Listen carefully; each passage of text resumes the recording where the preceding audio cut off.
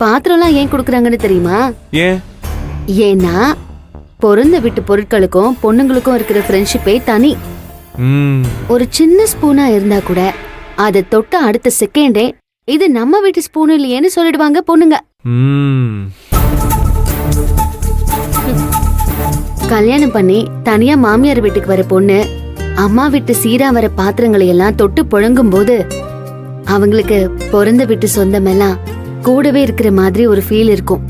அதனாலதான் இதுல இவ்ளோ இருக்கா? சரி, இப்ப நீ இவ்ளோ ஃபீல் பண்றதுக்கான காரணம் என்னவோ? நாளைக்கு திருப்பு விழாவுக்கு என் அம்மா எனக்கு சீரா கொடுத்த இந்த குத்து விளக்க தான் நான் ஏத்த போறேன்.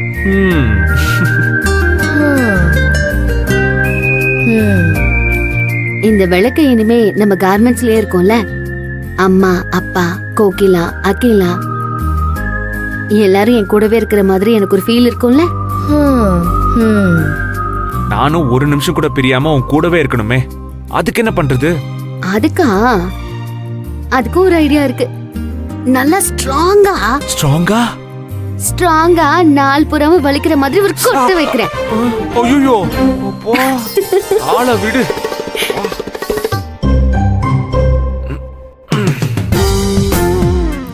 உன் குடும்பத்தை எந்த வழியிலையும் இந்த வீட்டுக்குள்ள வரவே விட மாட்டேன் மகா.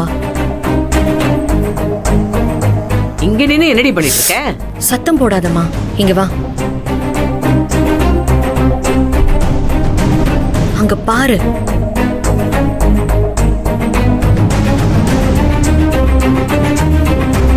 ஏண்டி, இவ இப்படி விளக்கு தேய்க்கிறத நான் நின்னு பாக்கணுமா? போடி. அம்மா, ஐயோ அம்மா, அம்மா அம்மா அம்மா அம்மா. என்னடி? அம்மா, அவ அங்க என்ன பண்ணிட்டு இருந்தான்னு பாத்தியா? என்ன விளக்கு பூஜை பாத்திரம் எல்லாம் தேய்ச்சிட்டு இருந்தா, அதுக்கு என்ன இப்போ? பாவமா நீ இப்படி அப்பாவியா இருக்கியே.